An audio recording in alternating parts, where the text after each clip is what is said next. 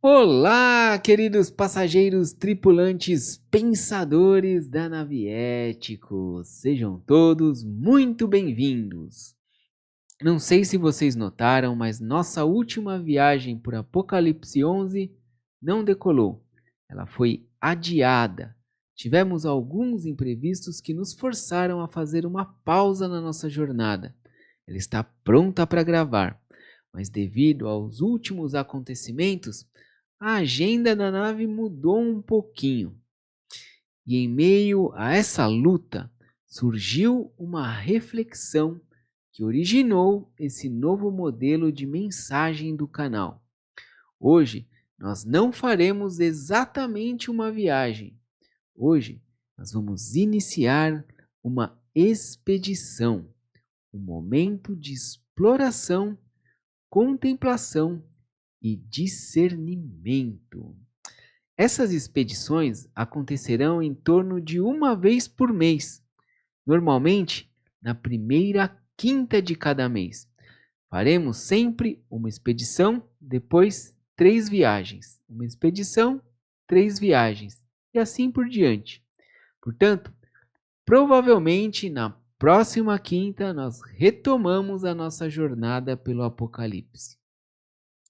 A proposta aqui é fazermos uma expedição por toda a criação, observando a natureza com atenção, percebendo que nela há muito mais sendo revelado do que simplesmente aquilo que os nossos olhos conseguem ver.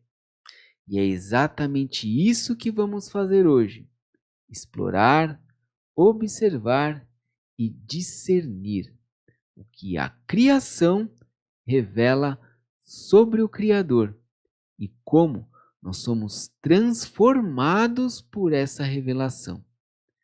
Você já assistiu algum daqueles documentários sobre a vida animal? Estilo Discovery Channel ou National Geographic? Será mais ou menos assim, como nesses documentários. E o personagem da nossa expedição de hoje é o leão. Você já reparou como o leão caça? Imagine a cena: a savana, o silêncio, o vento passando pelo capim alto, e lá está ele, o leão. Ele não corre, não faz barulho, não se expõe.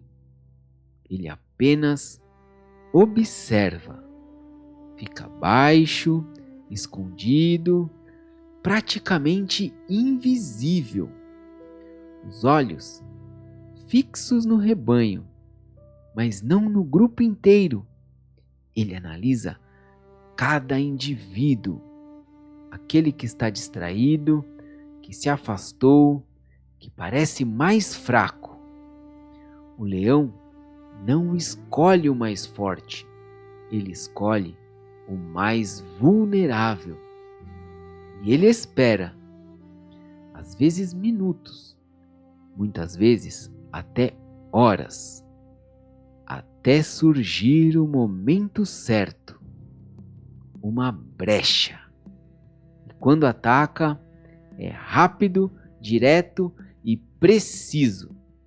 Diante disso, olha o que diz a palavra na primeira carta de Pedro, no capítulo 5, no versículo 8.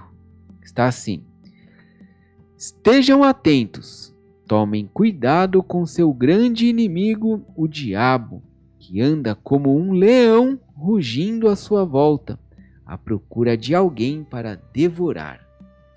Em outras versões, encontramos a expressão a quem possa.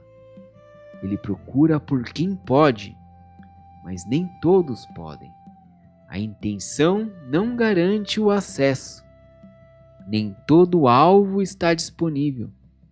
Há momentos em que o leão simplesmente desiste. Ele vê, se aproxima, mas não encontra espaço. O rebanho está unido, a presa está atenta. Então, ele recua. No mundo espiritual funciona da mesma forma. O inimigo observa, tenta, rodeia, mas não tem autonomia absoluta. Ele não faz o que quer, ele atua dentro do que lhe é permitido. O relato de Jó deixa isso muito claro. Ele não invade a vida de Jó, ele pede, recebe limites e age dentro deles. Isso quebra uma ideia muito comum de que o inimigo está por aí, solto, fazendo o que quer como bem entende. Mas não está. Deus continua sendo soberano no controle de todas as coisas. E existe um ponto importante aqui, são as brechas. O leão não cria a fraqueza de sua presa, ele se aproveita da fraqueza que já existe. Quando há um descuido, um afastamento, uma negligência, isso tudo gera exposição, mas não significa domínio do inimigo, significa ausência de vigilância. E aqui precisamos ajustar uma percepção muito comum. As pessoas muitas vezes dizem: o inimigo está se levantando porque eu estou me aproximando de Deus ou porque eu estou fazendo a vontade de Deus. Mas isso não significa que ele tenha acesso livre. Ele pode até se incomodar, ficar furioso, até tentar, mas não controla. Dessa forma, muitas pessoas têm dado protagonismo ao inimigo, passando a interpretar tudo como um ataque e a reagir ao diabo. A palavra nunca nos chama a viver focados no inimigo. Ela nos chama a permanecermos firmados em Deus.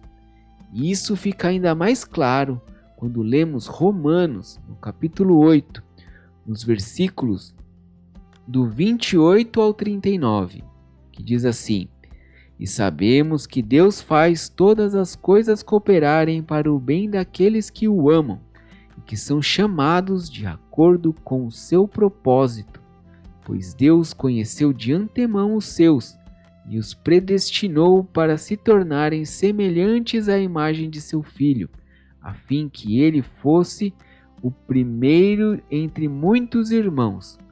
Depois de predestiná-los, ele os chamou, e depois de chamá-los, os declarou justos, e depois de declará-los justos, lhes deu sua glória.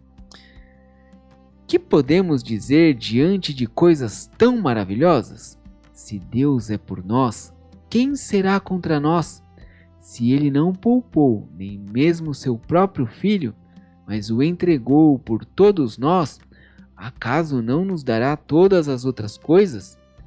Quem se atreve a acusar os escolhidos de Deus? Ninguém, pois o próprio Deus nos declara justos diante dele. Quem nos condenará então? Ninguém, pois Cristo Jesus morreu e ressuscitou e está sentado no lugar de honra à direita de Deus, intercedendo por nós. O que nos separará do amor de Cristo? Serão aflições ou calamidades, perseguições ou fome, miséria, perigo ou ameaças de morte?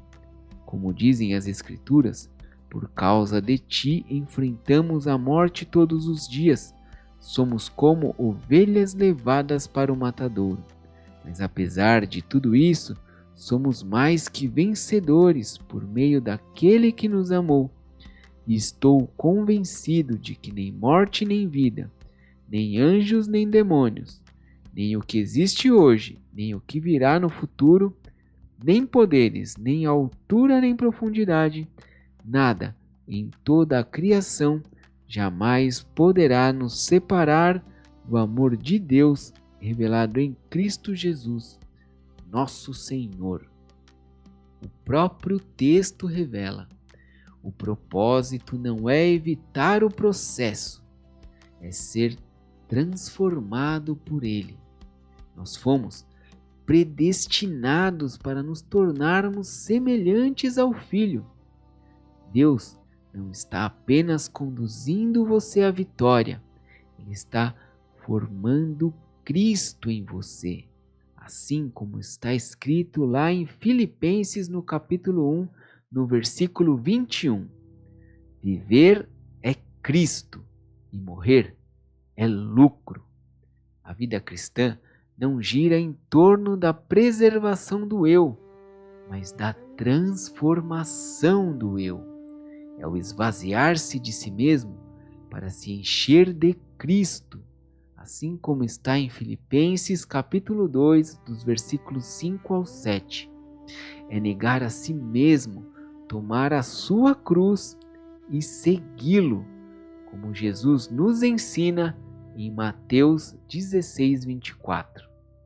Isso explica o processo. Deus não está mantendo quem você era, Ele está formando quem você deve se tornar.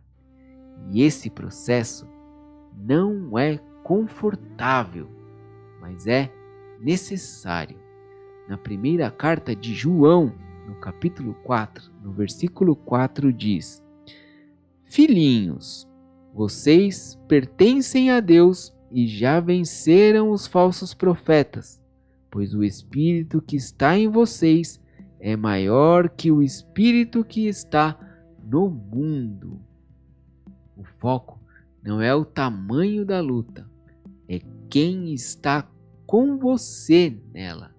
Em Tiago, no capítulo 1, nos versículos 2 e 3 diz assim: Meus irmãos, considerem motivo de grande alegria sempre que passarem por qualquer tipo de provação, pois sabem que, quando sua fé é provada, a perseverança tem a oportunidade de crescer. Na primeira carta de Paulo aos Coríntios, diz o seguinte, no capítulo 10, no versículo 13: As tentações em sua vida não são diferentes daquelas que outros enfrentaram, pois Deus é fiel e Ele não permitirá tentações maiores do que você podem suportar. Quando forem tentados, Ele mostrará uma saída para que consigam resistir. Nem a tentação, nem a prova ultrapassam o limite que Deus estabeleceu. E o próprio Jesus disse em João 16:33 o seguinte: Eu lhes falei tudo isso para que tenham paz em mim. Aqui no mundo vocês terão aflições, mas animem-se, pois eu venci o mundo. Se o próprio Filho foi entregue, passou por dor, por renúncia, por sacrifício, por que nós imaginaríamos que o nosso caminho seria diferente? Não como punição, mas como formação, não como abandono, e sim como alinhamento. A luta faz parte da caminhada. Não se trata de evitar a aflição, mas de atravessá-la com ânimo, pois a vitória não começa em nós, começa em Cristo. E quando falamos de luta, precisamos entender isso corretamente. Desde o início, quando o povo caminhava rumo à terra prometida, havia uma promessa, mas também havia um caminho. A promessa não eliminou a luta. Mesmo depois de atravessar o deserto, eles tiveram que conquistar Jericó. E a vitória não veio da força, veio da obediência. Davi viveu isso também. Antes de agir, sempre consultava ao Senhor.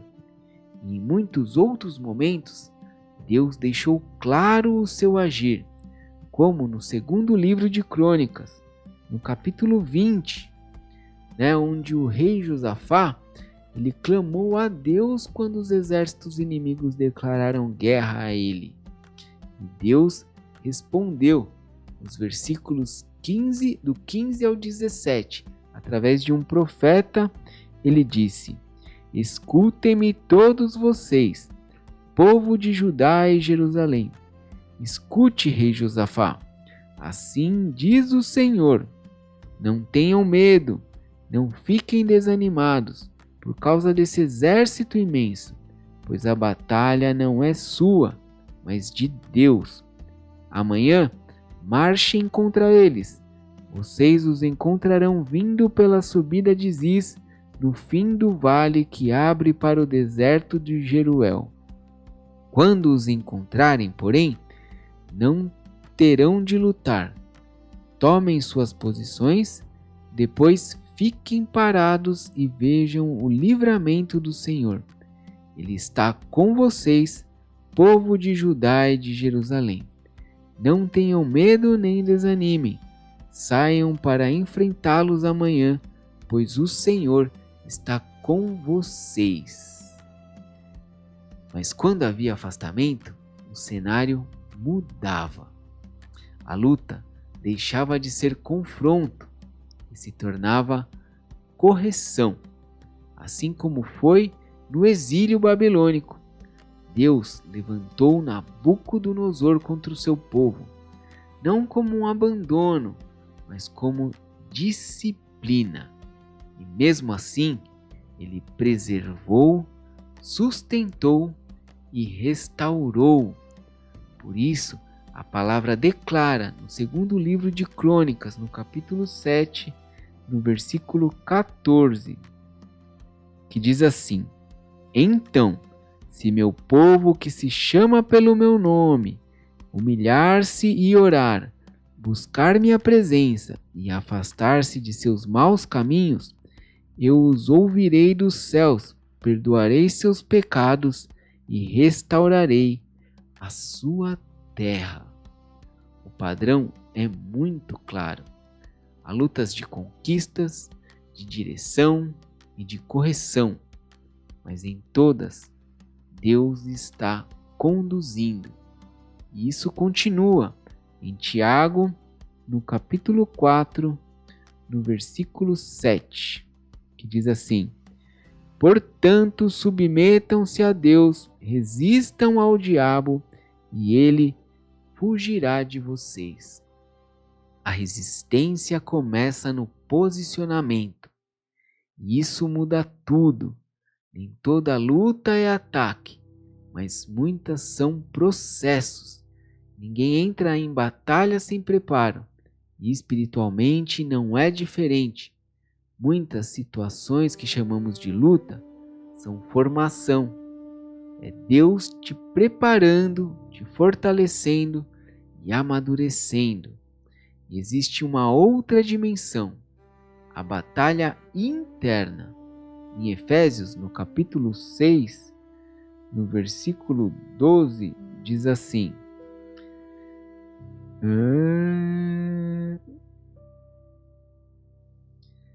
Pois nós não lutamos contra inimigos de carne e sangue, mas contra governantes e autoridades do mundo invisível, contra grandes poderes deste mundo de trevas e contra espíritos malignos nas esferas celestiais.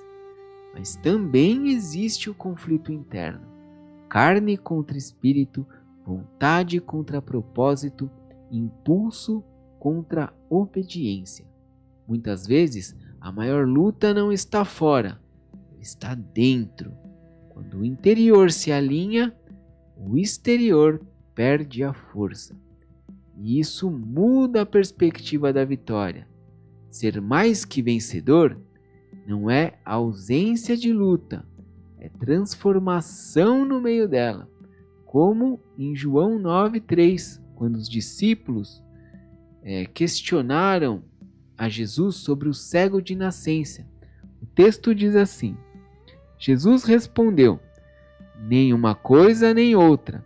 Isso aconteceu para que o poder de Deus se manifestasse nele. Não é sobre você. O que você enfrenta é sobre o que Deus quer revelar através de você. O fruto do Espírito não nasce pronto, ele é cultivado. A fé se fortalece na prova, a presença nasce a perseverança nasce na pressão. O caráter é formado no processo.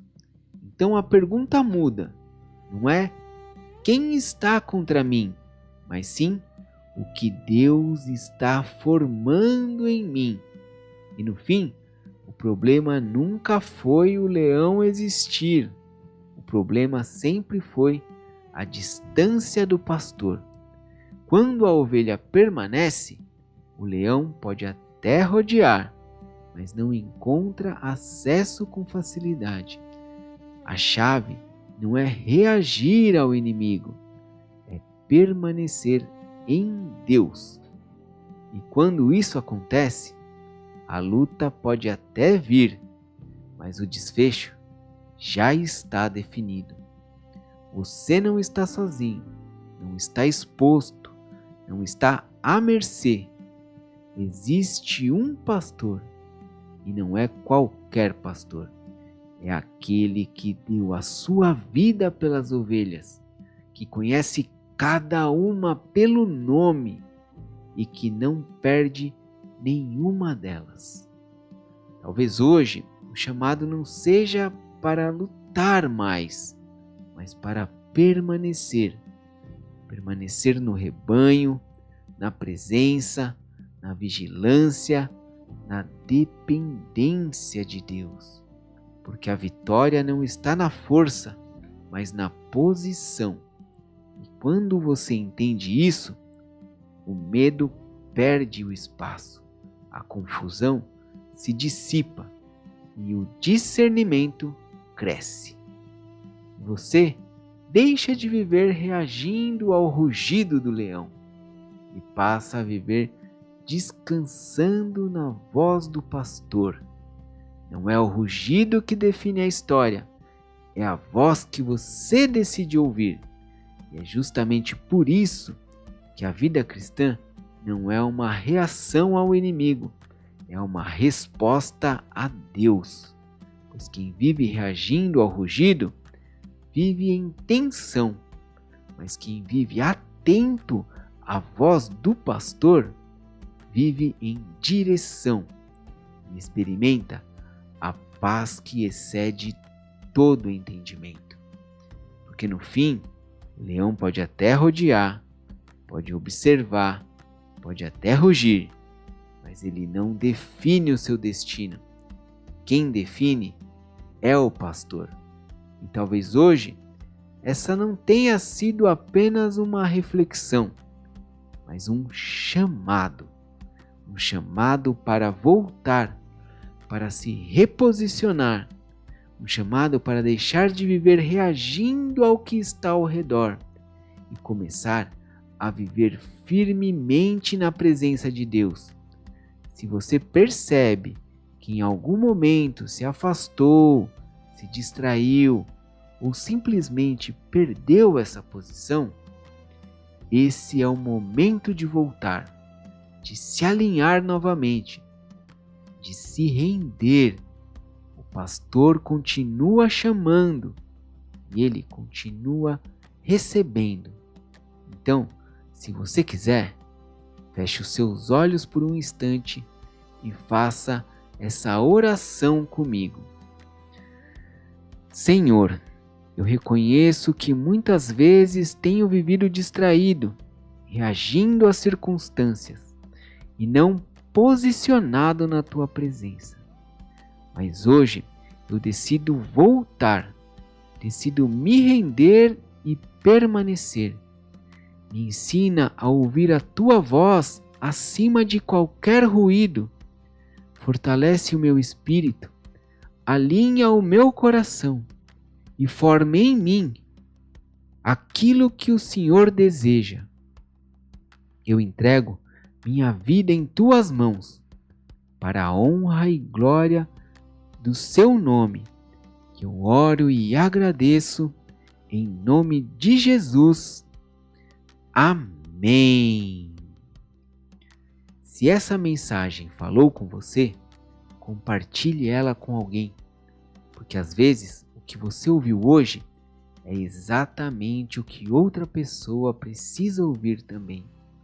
E se você ainda não é inscrito no canal, se inscreva, curta, comente, compartilhe, venha fazer parte da nossa tribulação e nos ajude a continuar levando reflexão, discernimento e, acima de tudo, claro, a palavra de Deus. Não esqueçamos jamais, melhor do que sermos céticos é sermos éticos. Fiquem com Deus e até a próxima expedição.